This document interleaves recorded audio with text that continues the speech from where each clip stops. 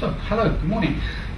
It's nice to be back in BERA. My name is Kan. I'm a Shingon priest and a professor of nursing in Japan. And it's the first time I've been in BERA with an audience.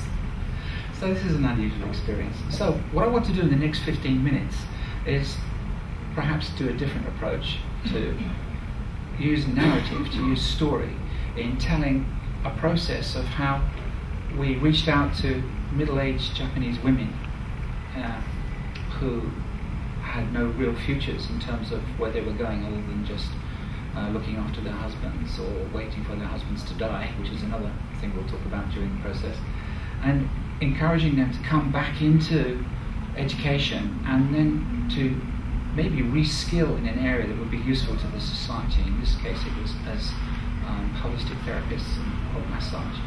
But what we're going to do is flash through a series of images, including videos, because life is not always understandable, and certain parts of the process are easier to understand than others, and certain parts of the process are not really relevant to the 15 minutes I've got with you. But it's increasing on the first speaker's awareness of mindfulness in terms of how are we bringing consciousness to bear to imagery, and how are we actually living out these values in practice. Now, I'm clearly an action researcher, living action research, which tends to put people to sleep when you talk to academics because they don't believe action research is research. I'm hoping that in the next 15 minutes I can a little bit change your mind. Okay, so ethical approval was given for this research by the research committee, so it was all done all formally, and all the images that are in the presentation have been given permission to be used for academic purposes. Now, we all come from a different faceted past. We're all puzzles of us. We're lovers, brothers, sisters, mothers, aunts, uncles. There's no reading oneself. When you talk about the othering, arising, there's many forms of othering, there's many forms of self, and many forms of personality. Now, this process started where we took a paradigm from England, and I moved to Japan in the year 2000, and then taught nurses how to touch, because nobody actually teaches nurses how to touch. They teach us all the academics, but nobody actually says this is how you touch. So I use terminal care. The reason why I use terminal care with my students and everything is because people don't bluff so much when they're dying. The conversations tend to be very real, very focused, and very meaningful. And as a researcher, to me, that was what I was looking for. So in this changing world, my values need to be clear to you who and what I am. I'm sat here wearing robes. I'm obviously different because nobody else is wearing robes in the room. So these robes are significant to me because I'm a Buddhist priest. I'm a head priest of a nursing order. But I'm also a researcher. I work in Asia, in China, and Vietnam, and Cambodia, and developing countries, usually where they've got no money, and the healthcare system really, really sucks as a result of war, or as a result of poverty, as a result of just mismanagement, or where they are in their evolution. Now, these are all different aspects of me, who I am, what I do, the study, the complementary medicine, Chinese medicine, Tibetan medicine, all the different things I do. I research energy, which has already been talked about. I'm fascinated by the dynamics of energy in relation to healthcare and in relation to learning within healthcare. Relationships are important, so is discipline. So I do martial arts, of course, as you'd expect from Japan. I also change paradigms in terms of education. Talking and talking is alive and well in Japan. So trying to change that paradigm is very, very difficult. Using things like portfolios, action research, approaches, narrative, art, drama, music is really a first and not always accepted. So you're up against it. This is a picture here of some of the communities that come from international communities who are actually working on the same program from Thailand and from China. This is showing aspects of the pressure that's on students. Do your students fall asleep in your classrooms? It's a terrible problem for us in Japan. So changing the educational paradigm was part of the problem. Now, the people in the community did not want to come back into this. They'd had it, they'd left it. They didn't want to go back to education in any shape or form because many of them were quite seriously traumatized. This is where you're seeing a picture of we're working with the terminal care using music. Okay. Is this going to work?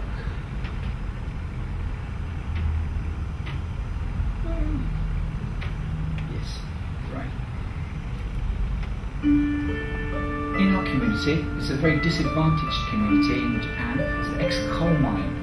There's no jobs, and this little bit of video you see here are community members working with students, working with people in the community as therapists.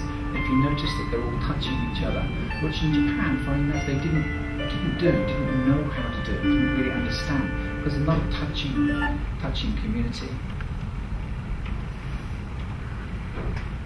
Flip through this because you don't want to all the boring bit, but what we did is we introduced portfolios, we looked at the curriculum, we looked at different types of evidence that was sustained over time by the use of portfolios, reflective journals. These were all analysed, and then we had to take what we found was successful in the university and put it into the community. Now, how do we do this? Well, we went to the community and we asked them, what do you want? What are you going to do in the next 20 years of your life? Is there anything you'd like to do? And many of them had health concerns, which have been made greater now because of the Fukuoka disaster and the radiation that's now affecting Japan.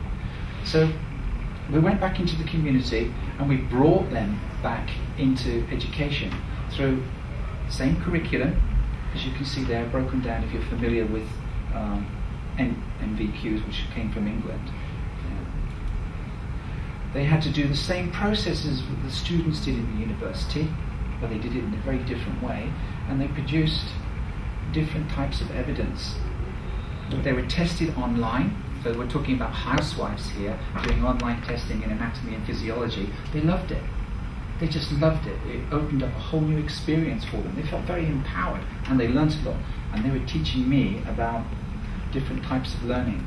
It doesn't work. Sorry about that. This is some of our ladies. That means what is research? Now, we're in England and everybody seems to have to present in English. Why? Okay, so as long as I can translate for you, you should be able to understand it. Okay, so this is where they're talking about research, opening the doorway into the mind.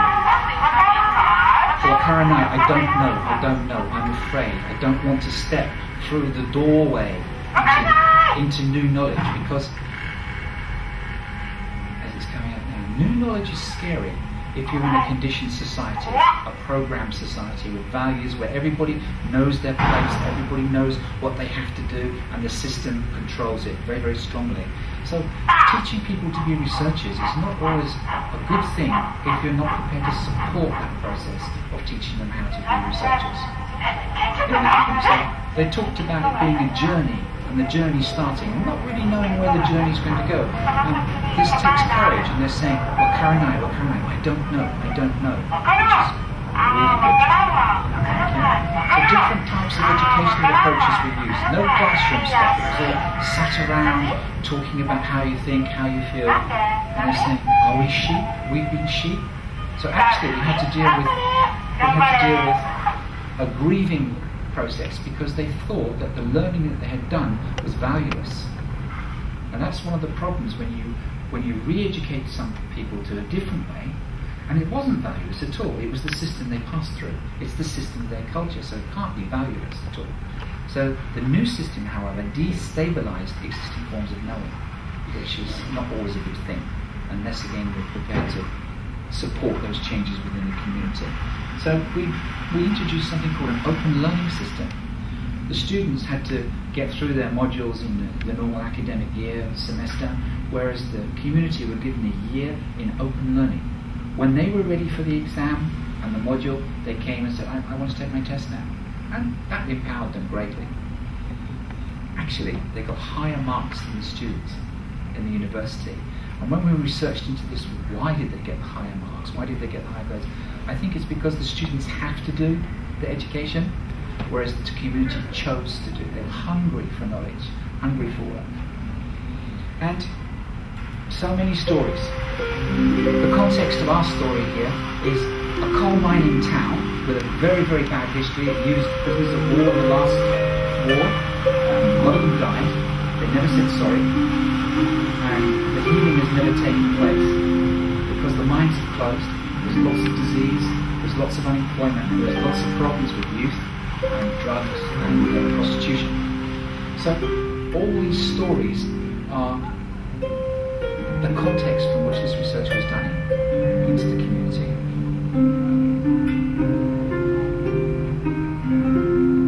Narrative is a very powerful form of research. Everybody, you all have a story and a different story. So they started coming into the university, and this is the clinic we built, the community built, not the university. The community then started caring for itself. Does that make sense? It didn't go to the system to look after it. The community said, no, we have been given a new set of skill sets, a new set of status, a new drive, and to reintegrate this into their families first and then into the community. And it's been a tremendous success. Absolutely has. Not only has it just evolved through in the local context of the village, but we've trained 53 community therapists since 2005 when the project started. And 279 patients in the community are registered in the clinic from terminal cold diseases or terminal sickness or cancer where the community is caring for them. And they've completed nearly 2,000 healing sessions. This is the community. So imagine how much of the strain they've taken off the hospital. Sitting around in a hospital all day waiting for a next appointment, whereas now they're coming to a clinic. You saw it's beautifully decorated, plants, nice music, nice environment, and the neighbour is treating the neighbour. And we have to take responsibility as the charge nurses in charge of the clinical.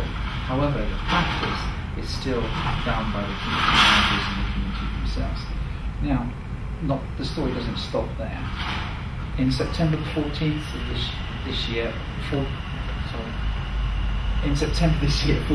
community members are going to Thailand to work in a Buddhist hospice, which is part of another presentation. And they're actually taking their skills from a Japanese community and passing them on in a very natural way, as women do, to the Thai community that they're working as volunteers on. So what I'm really reporting is a success story, really, where women have come back from isolation. If they didn't graduate from university, they can never get a job when they're middle-aged, a well-paying job, because they're given to the men. They've come back from this isolation, empowered themselves to such a degree that they've taken control of their own communities again, and they're exporting that knowledge now internationally. So I think all credit to them and what they've done, and it's been my pleasure to give you a little bit of an insight in these 15 minutes of that process. Thank you. Any questions? Questions? I think, is there another presenter? Yeah.